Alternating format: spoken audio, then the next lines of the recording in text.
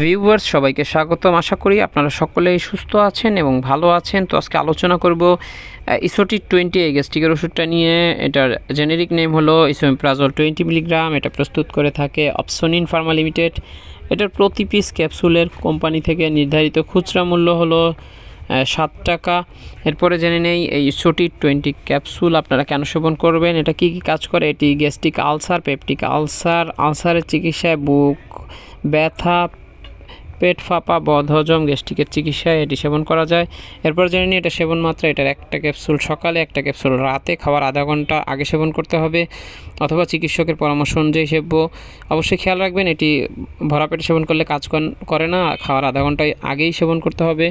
এরপরে জেনে নিই এটি গর্ভাবস্থায় সেবন করা যায় কি না। এটি গর্ভাবস্থায় সেবন করা যায়, তবে অবশ্যই চিকিৎসকের পরামর্শ করে নিলে ভালো হয়। আর যে কোনো ওষুধ আপনি যদি সেবন করতে চান তাহলে অবশ্যই একজন রেজিস্টার্ড চিকিৎসকের সাথে আগে পরামর্শ করবেন, এরপরে সেবন করবেন। ভিডিও ভালো লাগলে লাইক দিয়ে চ্যানেলটি সাবস্ক্রাইব করবেন।